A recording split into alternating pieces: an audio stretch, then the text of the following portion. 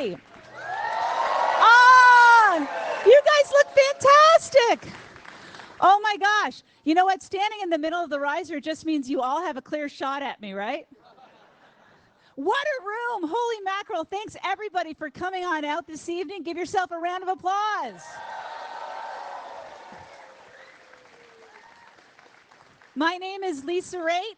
I'm the former Member of Parliament for Milton, Ontario, the next Member of Parliament for Milton, Ontario, and your Deputy Leader. I see a lot of friends here, so this is where I'm going to put you to some work. Let's hear the cheers. Who's here from the 905? And who is here from the 416? I would go 519, but I don't think you're here. Anyone from the 519! Thank you for coming out. That's amazing. Well, what else do we want to do on a Good Friday night but to get together with the wonderful Conservative family that we have here, right? And I know we have a special guest tonight too, don't we? We have two special guests tonight. I'm so very excited to be here, as I said. It's been quite the campaign. We've had a lot going on. We have just over 2 weeks left, and this is where Conservative principles and values really come to the fore. Because you want to know why? There are no harder workers in this country than Conservatives. No one. And it doesn't matter what part of the country you're from, all the way out in Newfoundland and Labrador and all the way out to Vancouver, BC and Victoria, BC, and all the way up to the north where my friend Leona Glucock is seeking the seat in Iqaluit again.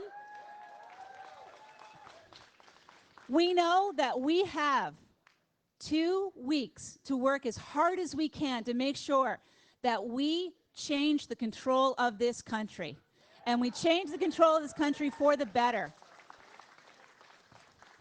One of the questions that I keep getting asked when I'm knocking doors in Milton, by the way, is, so tell us about Andrew Scheer. What do you know about Andrew Scheer? And he's a great guy. That's what everyone says, for sure. But let me tell you what I know. I didn't know Andrew when he was Speaker of the House because I was a minister in the Stephen Harper government. Therefore, we really didn't have a chance to chat. He was the traffic cop and he had a very important role. And I was in the government and we didn't really have any opportunities to socialize. I got to know Andrew in 2015 when Rona Ambrose sat us next to each other in the House of Commons. He was the House Leader, opposition House Leader, and I was the critic for finance. And what I learned, first and foremost, the one thing that came across is how real and authentic he is. He is exactly who you see him to be.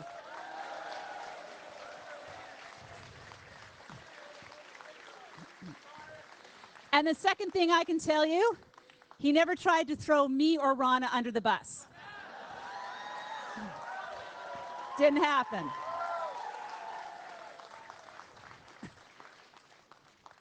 He has an excellent sense of humor. In fact, we used to get in a little bit of trouble because we'd be quipping back and forth all the time, which shows you he has a kind heart. He's empathetic.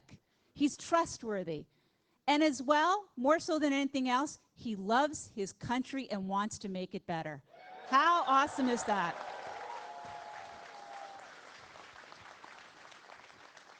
In the time that I got to know him through the leadership, and the time that I've had the pleasure of sitting next to him again in the House of Commons, I can tell you this. He has become the leader that Canada deserves and that Canada needs right now.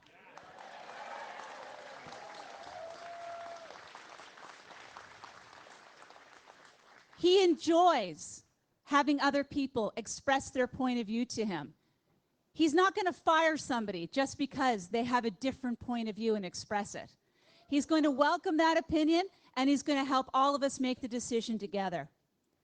He's absolutely true and loyal to the people who are around him. And most of all, he shows each and every day that this is about us. This is about the Conservative family. He is grateful for our work, and he doesn't think it's all about him. Because quite frankly, aren't we tired of a leader who thinks it's all about him?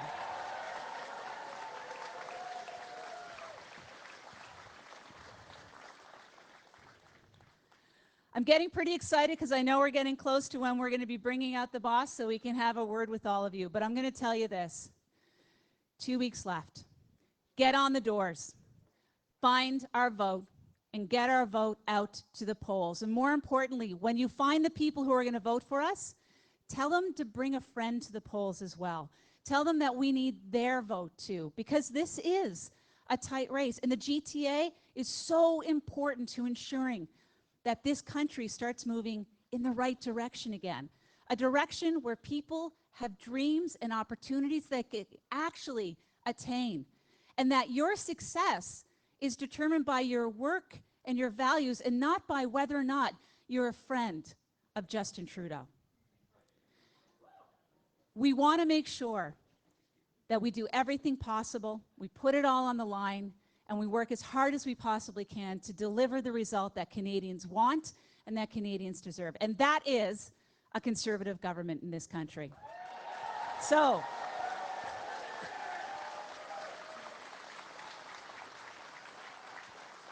I got to know one thing.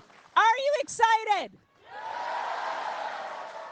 Are you ready to give this all you've got? And most importantly, to quote my family in Cape Breton, are we going to get her done? Ladies and gentlemen, I want to introduce you to your leader and the next Prime Minister of this great country of Canada, Andrew Scheer.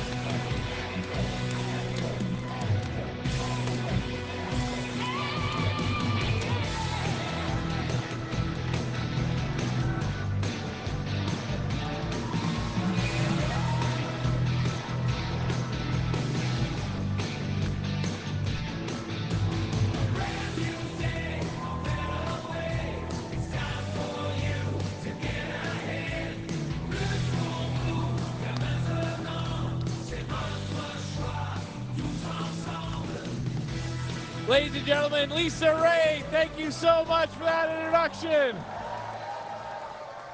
Merci beaucoup. C'est un grand plaisir d'être ici. It is such a pleasure for me to be here, and I've got great news. I always like to start off the evening. Some people say I smile too much. Have some of our candidates heard that at the door?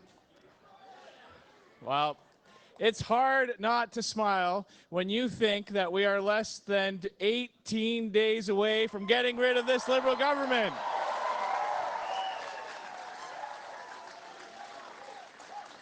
It's hard not to smile when you've got great candidates all over the GTA, all over Ontario, and all over this country.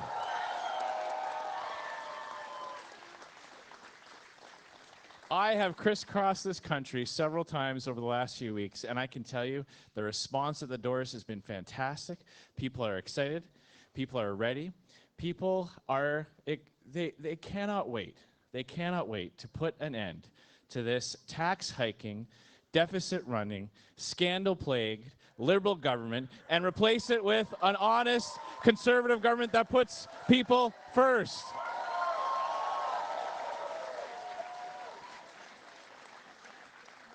Canadians are realizing that Justin Trudeau is just not as advertised. He's not, you might have,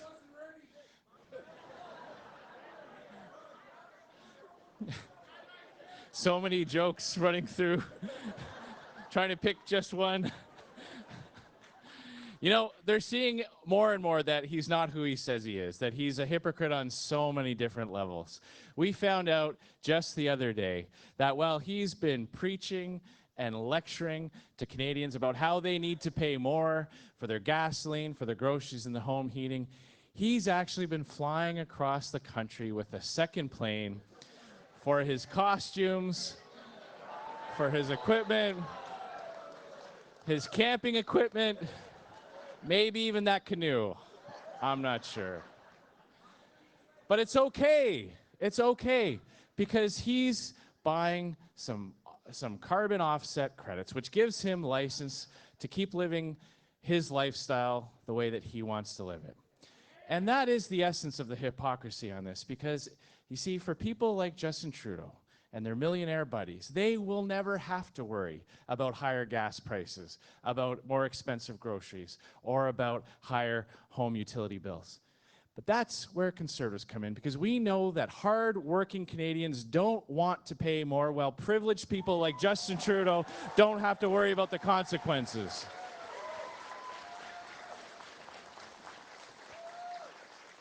But I'm going to make him an offer here tonight. I am personally going to offer to pay the offset credits for the second moving van he's going to need on October 22nd, the day after the election.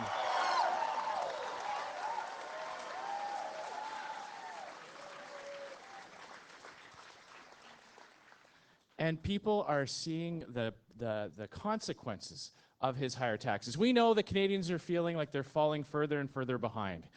Over 80% of middle-class families are paying more today than they were when Justin Trudeau took office. And his carbon tax is raising the cost of living. And I'm here to tell you, the people of Ontario, the people all over Canada, the first job of a Conservative government after this election, job number one, first piece of legislation, will be called an act to repeal the carbon tax. That's the first thing we're going to do.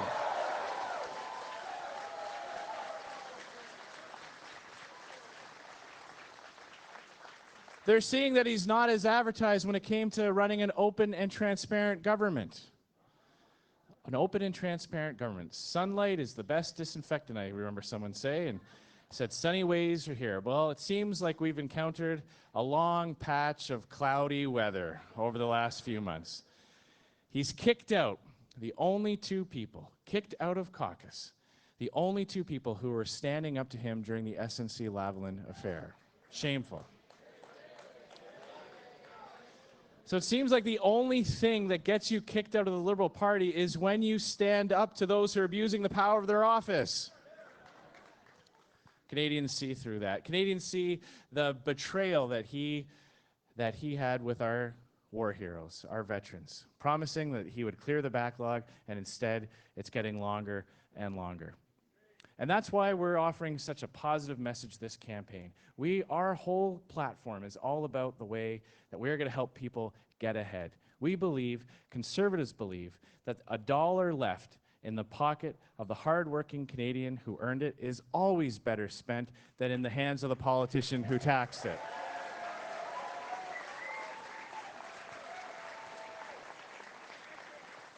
And we know Canadians are working harder and harder. And we're going to make sure they keep more of their own money. First of all, we're going to run a government that lives within its means. We're going to get back to balanced budgets in 5 years.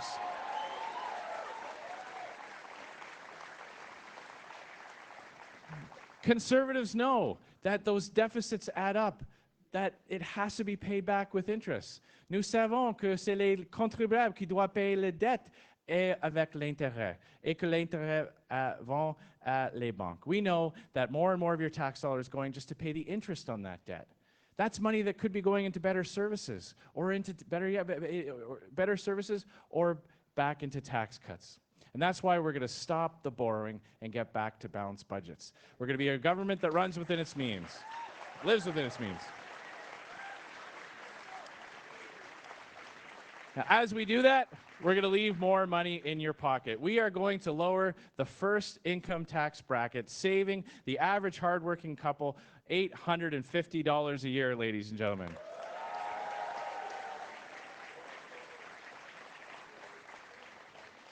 And I know many people here probably take public transit. I know I'm visiting my family in Mississauga. I think one of my uncles is here tonight. I have a large, there he is, my Uncle John. Uncle John, thanks very much.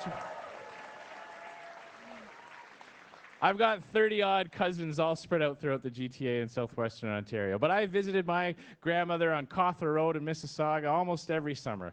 And we used to take the number 8 bus to Square One. And we used to come up, take the GO train down in to catch Blue Jays games and go to the X.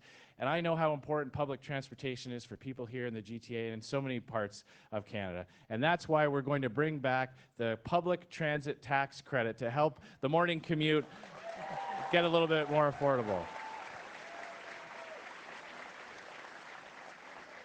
We're going to help with raising kids. We're going to bring back the children's sports and activities tax credit.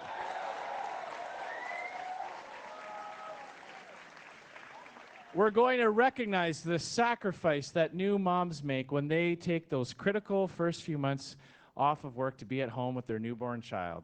And that's why we're going to make maternity leave benefits tax-free, ladies and gentlemen.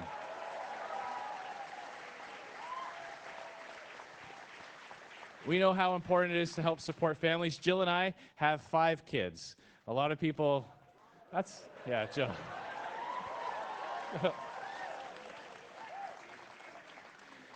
A lot changes between your first and your 5th, I can tell you.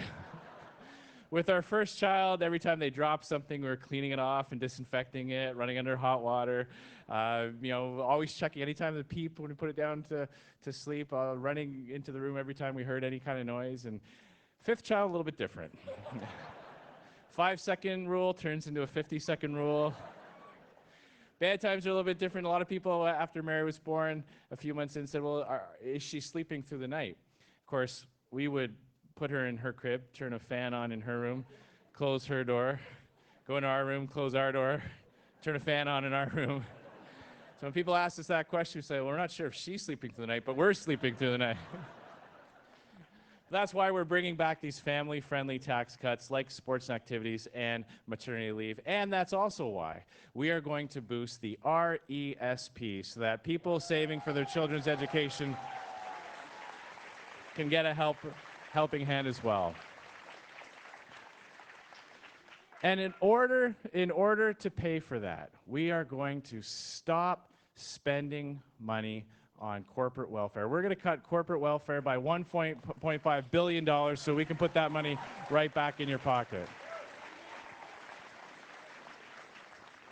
And we're not going to send your tax dollars to relatively well-off countries, middle and high-income countries. We're going to take 25% out of the foreign aid budget.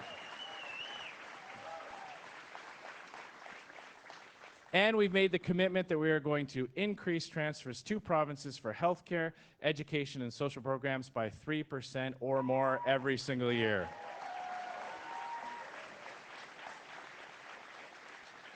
So that is the choice, ladies and gentlemen. It could not be more clear. Between a prime minister who abuses the power of his office to reward his friends and punish his enemies, and one that will shine a light on his scandal and corruption and bring back ethics and integrity to our government, ladies and gentlemen.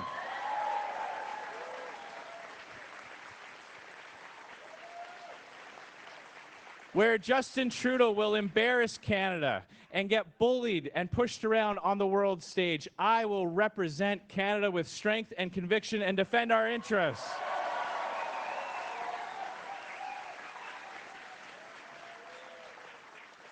Where Trudeau will look our decorated war heroes in the eye and tell them that they are asking for more than he can give. I will honor their service and their sacrifice and uphold our sacred obligation to them.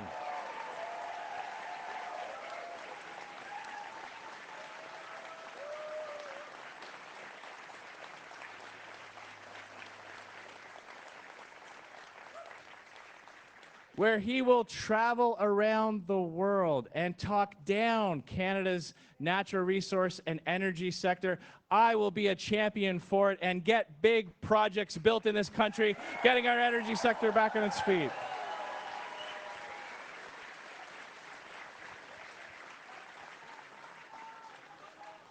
Where he will target law-abiding farmers and hunters, I will target the real criminals, the gangsters, the repeat offenders, and the drug traffickers.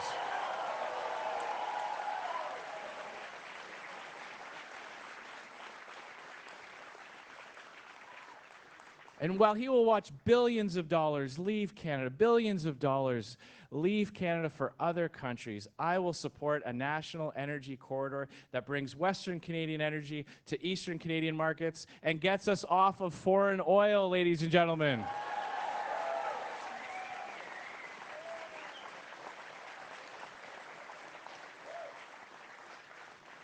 And where he will raise your taxes, run massive deficits for years and years, and make the cost of living get more and more expensive, I will run a government that lives within its means so we can leave more money in your pocket, because it's time for you to get ahead, ladies and gentlemen.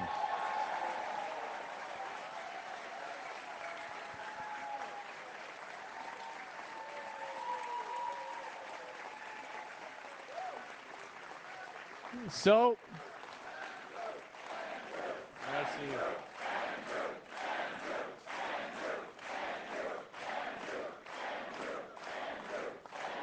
merci. Oh, thank you so much.